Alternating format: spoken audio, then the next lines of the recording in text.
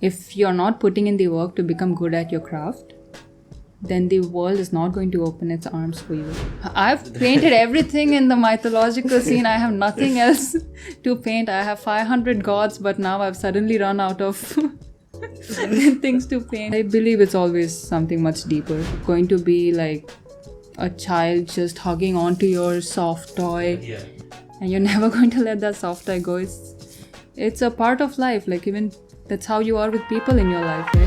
Namaste everyone and welcome back to another episode of 3XP.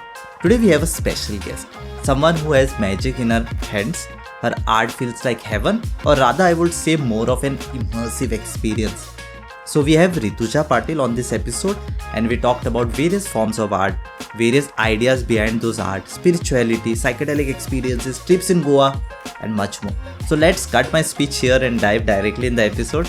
I'm your host Kunal Raj, and you are listening to 3XP podcast. Enjoy.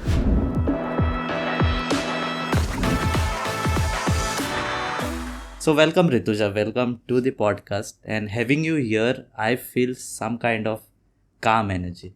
Really love the vibe. So before I start bombarding you with a lot of questions which I have, you can share about your art and the artist itself. Well, thank you for having me here. And I also feel a calm energy. And you're very chill and it's very comfy. I feel like I'm at home with mics and a wonderful setup. Yes, thank you. So my name's Rituja and I grew up in Tanzania. I was there most of my life, and then I moved to Bangalore to study architecture. I finished architecture. I know now there's like a bulb going off in your head because I said architecture. So I finished studying architecture and then I went to Vienna to study art. I went to this academy called Academy of Visionary Art. And this place was kind of like the Hogwarts of art for us. They would only take 22 students, and that place was more about painting visions that you have. Visions could be from like psychedelic experiences, they could be from meditative experiences, or just natural imagination. So there I picked up meditation techniques like inner journey meditation, and it was a life-changing experience for me at that place, and ever since I have been a professional artist. I was there 6 months. I moved to Goa to practice art and to live paint, and I figured that this was a place that was welcoming for the kind of art that I was making. So, I've been here for 2 years now. So what kind of vibes do you get? You get vibe to continue your work or just chill around here in Goa? Does it help in your art? For me personally, I think it depends on the kind of person you are and the kind of intention you come with. I used to come to Goa during college. I used to rave for like 3-4 days straight and then go back like a skinny zombie. I've had those phases in life, like I was crazy. And then once I decided to start doing art, I came back with a different intention, and now you'll barely see me outside. If you see me outside, it's for like events, I'm live painting, or I've set up a stall somewhere with my art. So I think that I find that I'm productive here. I don't go out as much. And when I do go out, it's very, very beautiful because I get to see like the beaches and I get to see all the greenery. So yeah, as you said, like you have been Goa for like 2 years, right? Yeah. And you hardly came to Margao, so I could understand that you hardly go out. Yeah. Why is it like an artist who is really good in their art and craft, they don't reveal much about themselves to the world? Is it so, or is it just I have encountered such people more? I think it makes sense because they're probably so busy working on their craft that they just don't have the time, or they don't have the will to go out and party. Like, I've noticed that with myself. I used to be very extroverted and like get in all kinds of trouble before. But then the moment I decided that I wanted to do art, and not just do art, I decided that I wanted to be a better painter, be a better craftsman. So like, I'm not saying that I'm a very great artist, but I'm saying that I do have the intention, and I think I do put in some work, and I do have mentors that do help me with that. So if you are so busy like studying, working more, and you are satisfied, that's the biggest thing, because there are people that will work all week and still have this urge to go out and party and just let everything out of their system, get wild and come back. So if your heart is already full, your soul is full because you're doing something you like, and you just don't have the desire to go out. Or you don't feel like you don't have the energy to. I think it's more about desire. Yeah. When a painter paints, it is said that he or she leaves a part of themselves in that art. Is that true? Definitely. I think a painter does leave a part of themselves.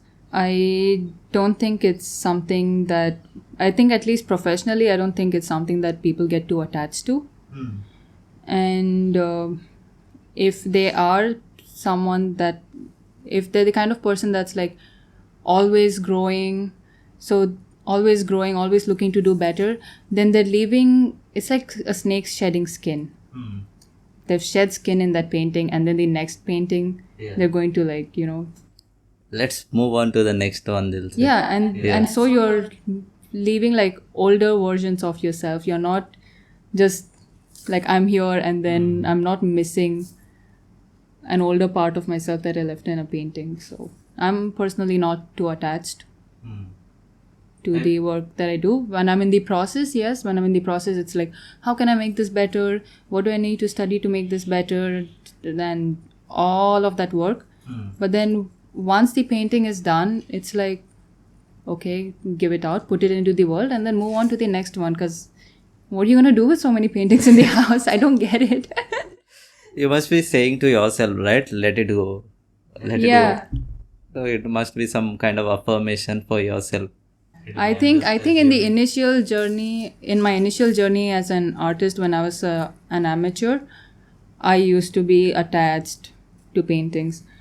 But then if you're aiming at being a professional artist, slowly, you realize that first you have to make a lot more paintings, then you have to put it out into the world, and then you have to give the world chances to support yourself.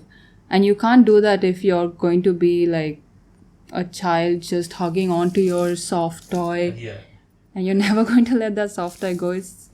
It's a part of life. Like, even that's how you are with people in your life, right? So it's the same way. Yeah, I don't know what you will be thinking, what I'm going to ask now, but what does painting mean to you?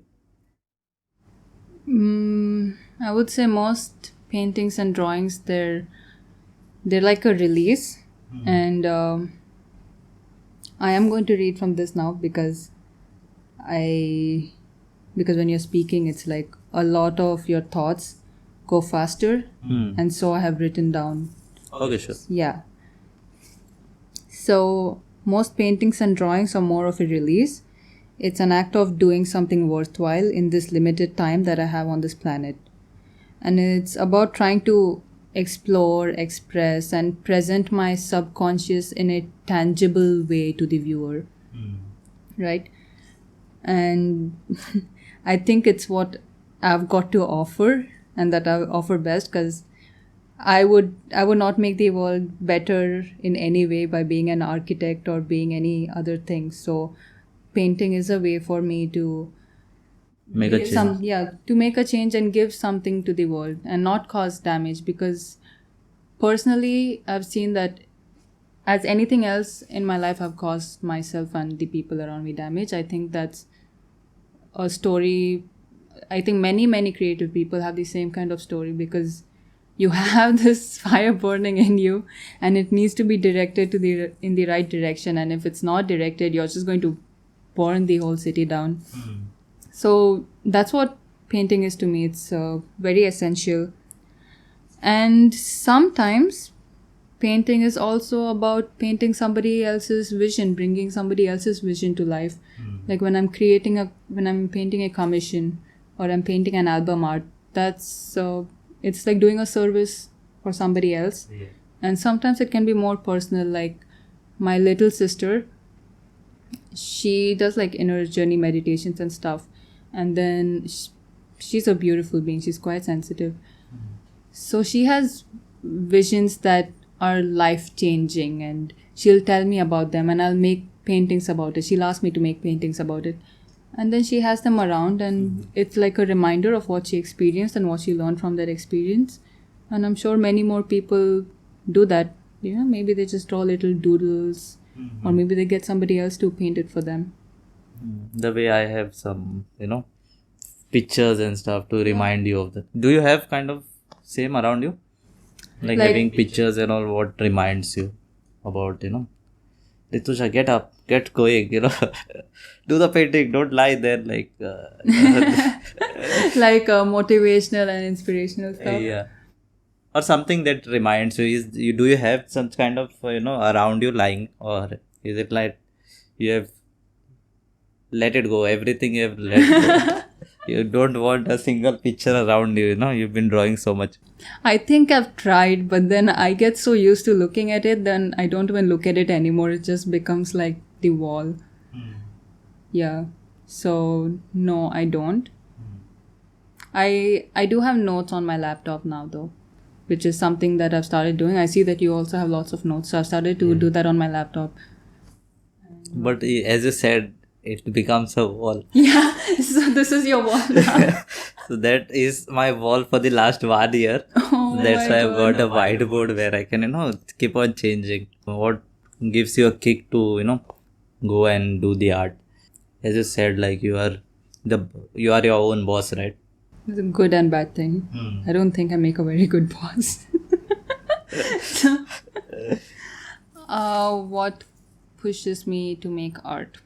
Initially, it was rebellious in nature. The reason that I started doing art, not rebellious, but also much, much, much deeper than that. Like it was like a childhood desire. Like even when I was a kid, I knew I wanted to be an artist. But then obviously, like how typical Indian parents do, my parents also pushed me away from it, and so I felt like I learned early on, or it registered in my head, that this is not going to be a path you can take. And so I basically had to live my entire life figuring out how to live without being an artist. Like, how do you move through this world? Like, what else can you possibly do? I didn't find much, to be honest. Yeah, so initially it's that, like, obviously that deep desire. Then there is also this little factor of, I'll show you, because you told me this is not gonna happen, so I'll show you. Yeah, to basically prove yourself. Yeah, but also, like I mentioned earlier, it's about offering something. It's about being useful in the way that you can be useful. Because overall, it does reduce the suffering. At least it will reduce my suffering, and it will reduce the suffering of the people closest to me. Because before I was doing art, it was just bad for everyone, dude. I think that's very important for every person in the world. It's like, figure out what clicks for you, what you can be good at, and put in as much effort as you possibly can to be really good at it. Doesn't mean like you just start scribbling some shit and start calling yourself an artist and then I'm just giving art, like painting or drawing examples, right? But this applies to everything. Like, if you're not putting in the work to become good at your craft, then the world is not going to open its arms for you. So when you make that decision, when you find something that you like and you make the decision to pursue it, you have to put in everything you've got to get better at that craft. And then nobody will ever have a problem. Like, when I grew up, I realized that my parents' problem or the society's problem was not that I wanted to be an artist. It was that they were very scared that I would fail. And if I failed, it's like, what are you going to do? Right? So no one's like inherently against you being a singer or a movie director or anything. They're just really, really scared that you're going to fail. So that's like one piece of wisdom that I learned. Another thing that keeps me going now is discipline. It's just you have to incorporate it into your life in such a way that it just becomes a part of your daily life. When I wake up, I just coffee and I'm drawing, or I'm looking at pictures. And there is a really, really good book called The War of Art, which speaks of. Have you heard of this book? Okay, I've recently started reading books. This book is a very, very easy read.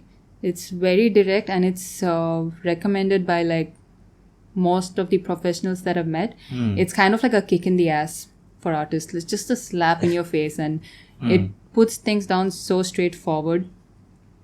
I think it will change. I'll definitely read. It's going on my Amazon after this podcast. Definitely do it, because this book changed my life. It basically looks at everything in general as the resistance. Like, you know, you feeling lazy, anxious, boyfriend girlfriend drama, personal life drama, going and drinking, going and partying, all of that collectively, it just calls the resistance. And it's like, how do you beat resistance? Why do you have resistance? So once I read that book, I just incorporated things into my daily life and made it a practice to just work every day. So now I don't even need like some crazy motivation in the morning. It's just like clockwork, just like a machine. I'll just wake up and I'll start working. So have you made any art which, you know, like maybe when you had started out without having that connection, or, you know, just for the client work? I mean, I definitely have made art just for client work, just for monetary purposes. But I don't know what you mean by connection. I've definitely put in the same amount of effort, and even if I'm not connected to it emotionally, I do make it a point to make sure that it's a learning experience, and that I learn something from it. And I really like client work because I often end up learning a lot from client works, and I even learn to communicate, and I learn to understand what people are trying to say to me. When people come to me with projects, I don't really take up projects that they do not want in my style. So it has to align with what I'm doing already, and I should be able to execute it in such a way that it feels authentic, that when you look at it, it feels like it's my art, and that I learned something from it in the process. So that's very important. So if someone just, when people come to me and just go like, oh, I want this portrait painted just as it is, I don't really take up those kinds of projects. That never happens. Yeah, I meant the same. Because when I was starting out, I used to take some video projects. वो बोलते हैं ना पापी पेट के लिए. Yeah. So for that. And then once you get that experience, you know, this is my work, which I am expertise, and I will, you know, I have the freedom to select my work, which I love to do. But I think even if I made it like super successful just purely on paintings that I wanted to make, I would still want to make paintings for other people, or I would still want to make album art, book cover, stuff like that, because I just like it. I think it's, you know, how long will I also just be in the pool by myself? I want to engage with other people and do something with other people. When one sees your art, right, I also, when I saw the art, I found some, you know, ancient mythological element to it. So how does an artist derive the entire process of, you know, getting that art? Because it is an original art, right?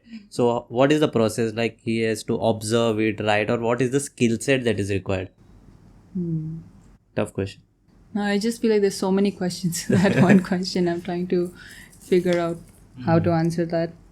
Well, first, I'm like kind of surprised that you find my art to be mythological. I think some of them are, but most of the pieces people usually find psychedelic in nature. And I do have psychedelic influences. I have had psychedelic experiences in the past that have helped break my mind open in a way. Positive way? Both. Sometimes it's a nightmare, sometimes you see heaven. It's been both, but I think it's just a reflection of how life is. Like sometimes you have bad experiences, sometimes you have good experiences, sometimes you have bad trips, sometimes you have good trips. Everything helps. You learn something from everything, and then sometimes you do need to be punished if you're being ignorant, and the universe finds different ways to do that to you. So yeah, there are some paintings that do have some mythological elements. I think there's one painting that I made of Chamundeshwari temple. Maybe you saw that one and you felt like I was making mythological paintings. And then that was a commission, by the way. And then there's another painting that I made of a Ganesha in my style. For me, it's not mythological. It's not. Of course, it has mythological elements. It's not religious per se. I'm not super religious. It's about things that influence me in my life. I've grown up in a Hindu household. I've visited all these temples. I've seen all these deities around me. I think if I'd grown up in a Christian household, then I would probably paint churches in my style. And I still think of it. It's like I look at a church and I'm like, oh my God, I should paint a church in my style. And when I look at, say, temples, for me, it's about the fact that over like 400, 600 years, countless craftsmen came together and worked on one single vision, and they did a marvelous job. So it's when I visit a temple, I'm not really visiting like a place of course it is in some way, but I'm not visiting a place of God or anything. I'm going to visit because you can literally feel the energy and the devotion that all of these craftsmen have put into that place. And that's what I'm painting. I'm not painting a temple. I'm painting like, I'm trying to like paint the spirits of all those craftsmen that have worked on it. I'm sure these temples have their own stories and it's about God and stuff, whatever. But for me, this is what's important, and this is why I like painting these structures in sometimes. I just find them extremely beautiful. And when it comes to God, when I'm painting gods as well, it's about the wisdom from their stories. It's about the wisdom in their characters, because I think at the end of the day, they're kind of stories and you're supposed to be learning the moral of the story or not. The idea is not to take a picture of God and pray, and like just keep praying and then hoping that things get fixed in your life. It's about the story, it's about the character. So that's how I look at these mythological paintings that I make, if you say. Whenever you see those, as you told now, you go to the temple where you just admire that, take inspiration from, you go to find out the history, like you read about the history of the specific thing, or you just... I do. I'm very, very interested. When I was a kid, I think there was a phase where I wanted to be an archaeologist as well. So I'm really, really into ancient architecture, ancient civilizations, history. I do look into these stories, but I don't remember them later. But I'm very interested and I do put in some effort. Yes, and seeing your paint, I'm really curious to know, like, from when did you start your painting, right? First thing, and why you choose spirituality as an element of your painting. That's an interesting topic. I want to cover it through special episode here. When did I start painting? I've been drawing and painting since I can remember. Yeah, like since I was a kid. But then as I grew up, I stopped. And then when I went to college, I completely stopped. But I would like maybe make like one painting or one drawing in 6 months when I was in college. So I think I did have some hand naturally since I was a kid. But I professionally started painting since 2019. Like 2019 is when I went to the academy, and that's when I started painting every day. So I would count it as painting, starting to paint 3 years back. Okay. And why did you choose spirituality only as an element? I'm not sure I chose spirituality as such. Like, I think initially I had that idea. When I started my art journey, when I went to the academy, I thought that I would be painting about mythologies and symbols and spirituality. But over time it felt like the world we live in today, all these ideas are so distorted. Like, over time I was like, what is spirituality, what is mythology, what are these symbols? Because everyone was painting them, dude, and not many people knew much about it.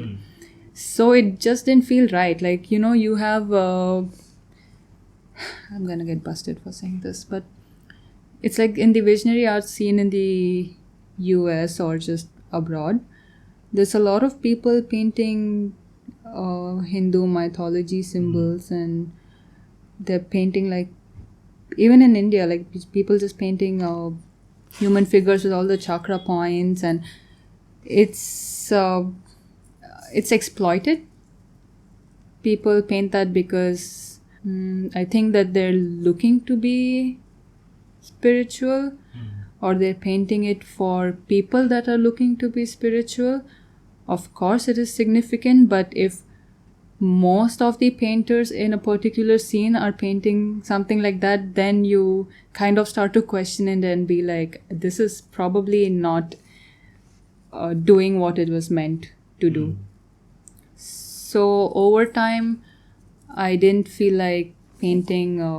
Over time, the idea of spirituality and the idea of what it is to be a person in this world changed for me, and art became more of a thing of being an authentic human being and finding your own way to express your subconscious, and finding your own way to be authentic, do what means the most to you, deal with your demons, deal with trauma, find a way to be a nice person. Like, I think this is what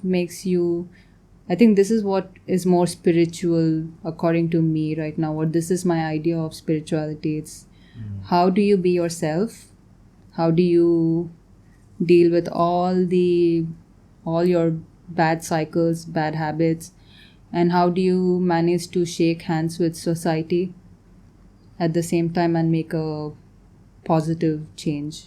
Like, how doing the shadow work and stuff, because I'm at that phase in my life right now where it seems very important to do this shadow work, because I've pushed it for so long. And I wouldn't even have gotten to this point unless I chose to do art, because that's the crazy thing about art. It's like, you come to level 1, and if you want to be a better artist, you need to go to level 2. But you have all these missions to complete on level 1 till you get to level 2. So for me, first it was like, my missions on level 1 were somehow get out of the situation I'm in, somehow convince parents, start making more paintings. You get to level 1, you start making more paintings. Parents are somehow, they're not really convinced yet, but that mission is ongoing.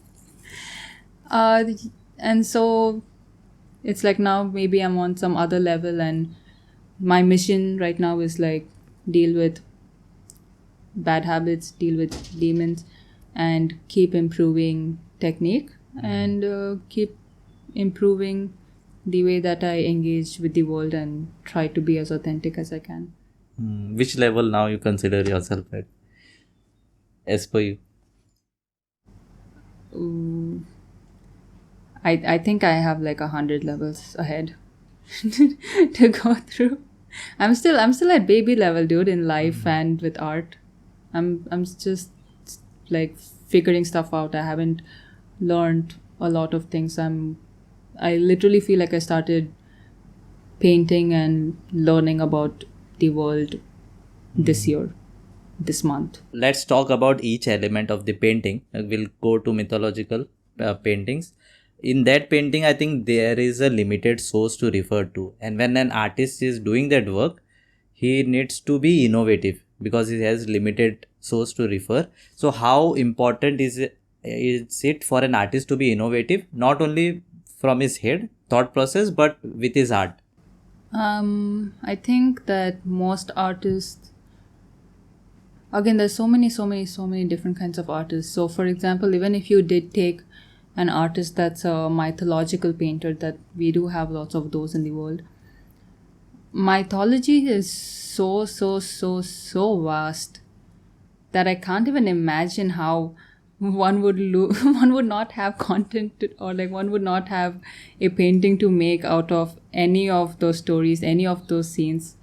So I still do find that quite interesting that, you know, someone would think that you do not, like an artist would run out of things to paint even in the mythological scene. That being said, again, like I don't think my paintings are mythological mostly, and they are more about expressing the subconscious. So, and that source is infinite. Really, it's infinite. Like I have so many drawings that are yet to be painted, and I don't think I'll ever run out of things to paint. It's because once you tap into the source and you break open, you just tear into the other universe. It's huge, man. Like even if you try to finish, you would not be able to. I don't know how. And I think people might have those kinds of blocks or confusions if they are painting something that's very worldly. Like, you know, if you're into like just landscapes, even again, landscapes also so vast. I can't even imagine people running out of things to paint or feeling blocked in any way inspirationally. I'm sure. I think that when people sense these blocks, right, I think it's something else. It's much deeper than just them not having inspiration or them not being able to come up with something. I think it's More of a block? It could be like an emotional block, or it could be like something that they haven't dealt with in their personal life, or something else that is troubling them. But I find the fact that someone would probably, like, say a landscape painter would just run out of landscapes to paint, or a mythological painter would just run out of things to paint in the mythological scene. So I always think that it's much deeper than that. So sometimes it's like some painters are very good technically, but they've only been painting things that they see in the world, right? Like you see a person in front of you, you paint that. And then there are other artists that have this great crazy imagination. They're like scribbling in their books, color pencils, watercolors, all that stuff, but they don't have the technical skills to put it down in such a way that another person could understand their vision the way that they visualized it. So I think this is also where people run into blocks, and these are some of the reasons that people run into blocks. I don't think it's ever because I've painted everything in the mythological scene. I have nothing else to paint. I have 500 gods, but now I've suddenly run out of things to paint. I believe it's always something much deeper. And then especially if you're like someone that's painting from imagination, it's fucking wild. It's awesome. Sorry for using that word. Is your painting anyway related to religion? Or people find it related to religion? Yeah, I do. I have painted religious aspects, but they're not meant to promote any religion, or the message is not to say that I'm very proud of a certain religion. The idea is just that I really like the architecture or the beauty or the character or the wisdom in that particular religious element, and I wanted to paint it. Yeah, the reason I asked you because any art form or any art form, painting, may it be a film, anything pertaining to religious is risky, right? People will be like, why you are not doing this, God, why you are not doing that one? Okay, have you encountered such thing? So far, not really. Maybe because I'm not as popular. You will be, definitely. Because I was just If so, I'll just complete. I was just reading an article where I just came to know what happened to a French artist. He drew on some god which he was not supposed to, and then there was some. there is freedom of expression, of course, but it's like, what are you expressing? You're, I mean, in that particular case, I think that person was a cartoonist, right? The one that you're talking about. And I think in that art form, it is required by them to sometimes, like, it's like a job. Like, we don't know if it's that person's expression, right? In that situation, it's a job. And even in a lot of with a lot of other artists, I think we forget that a lot of them are doing jobs. Like, they're probably illustrators working for a newspaper. They're I don't know, so many other jobs just of that nature, and we don't know why they're there and what's happening in their life for them to make that art, or if they have those opinions. But of course, if your boss tells you to make some kind of illustration relating some religious or political topic and you do it, if something goes wrong, you're gonna be in trouble, not the boss. And if you're not doing it, then your job is in trouble, right? Yeah, so luckily, like, I don't really have any of that, because I'm painting something that's number one, I'm not working under anyone. Number two, I'm not even interested in painting political, though absolutely not. I have nothing to do with that. I have no knowledge of the political world. Then also of the religious world, to be honest, I don't really have much knowledge on any of the religions. Again, it's just about aesthetic. If someone comes and tells me, why aren't you painting this god, I'll be like, if you want me to and you're gonna pay me, and if you let me do it let me do it my way, I will do it. And if it's not gonna get me into trouble, then sure. Yeah, it really depends on what kind of artist you are and what your intention is with the art. And I think your human, like, not human, but yeah, it's like your experience as a person and your experience as a spiritual being is so much more than your religious background and your political beliefs and all of this stuff. So if you are expressing yourself, your true authentic self, why would it be something external? It's probably going to be something really weird, because humans are really weird in the inside, right? Like, really unpredictable. Like, you cannot if someone gave you all the money in the world and to let you shoot or create anything you want, I actually don't know what you would create. What would you do? Wouldn't it be something just wild? Is your freedom of expression limited because of any of these factors? Again, depends on what they're doing. Obviously, in their personal studio where they're not sharing anything with the world, they're free to make any kind of art that they want, definitely.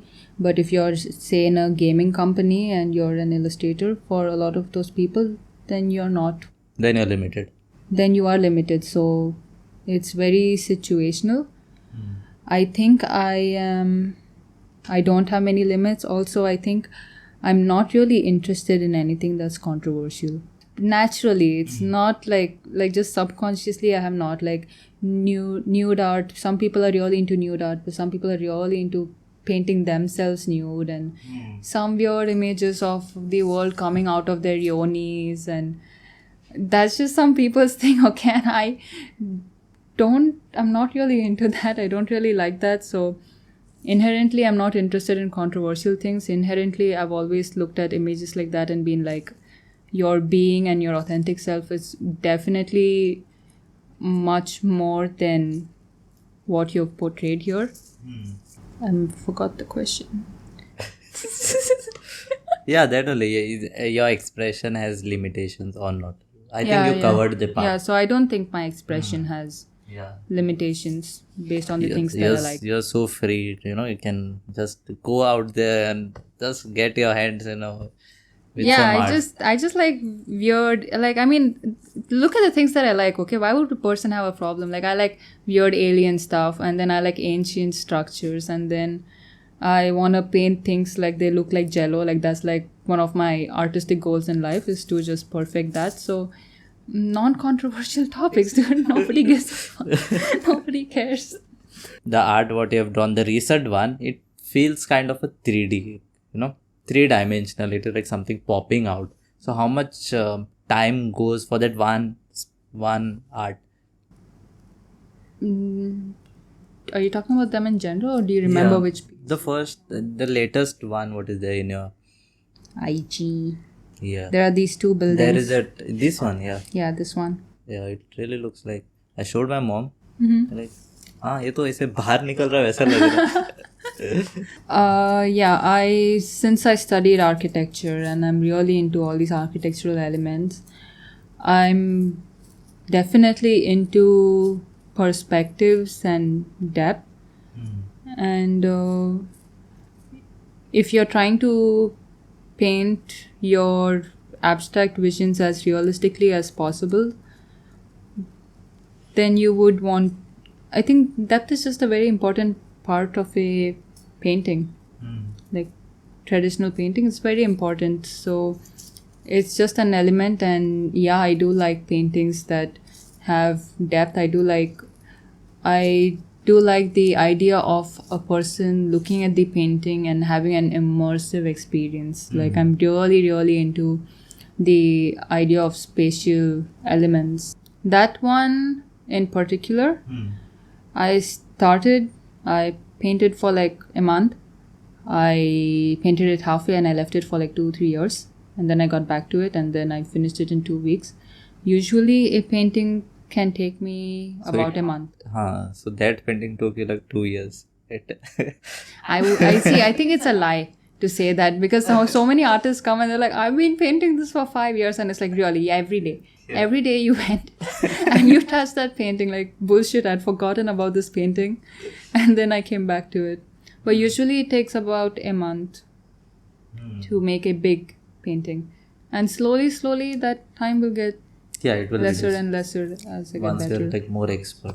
Yeah, so now, earlier it was like, it would take me very, very long painting. Like when I'm painting, it would take me very long. So now it takes me about the same amount of time, I would say, but I spend a lot more time perfecting it.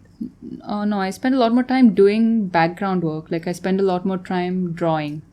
Then I will like figure out the value composition, just like the painting that I'm painting right now.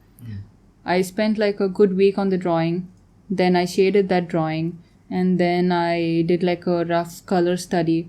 So now I've only spent 2 days on this painting and it's like 50% there. But then I did spend time doing the background work. So it's like about the same time. They say that it is difficult to work with artists, like creative artists. Have you encountered like it's been difficult for me to collaborate with artists and stuff. I should complain about other artists. No. It's difficult. I recently had a collaboration with Luke Willamaitis, my partner. And it was hard. It's hard if you are at different skill levels. And it's hard if you're someone that's not worked in a professional environment before, which is me. I haven't worked in a professional environment before. He has. And it's hard when you take things personally, which is, again, my problem. So it can be difficult at first to collaborate with someone. Difficult to take the feedbacks? Yeah, difficult to take the feedback and implement it. It comes down to like an emotional thing. And about communication and about trying to understand what the other person is saying, and also about being okay with the other person just painting over whatever you paint. It doesn't matter how long you took to paint a certain thing, but if it doesn't look good and the other person paints over it, just have to take it. There's not much you can do. So that was part 1 of the episode, and I hope you enjoyed listening. If you are up for a treat, then definitely check out the other episodes on the channel. You can also listen to us on Spotify, Apple Podcasts and other platforms. Until then, take care and we see you in the next one.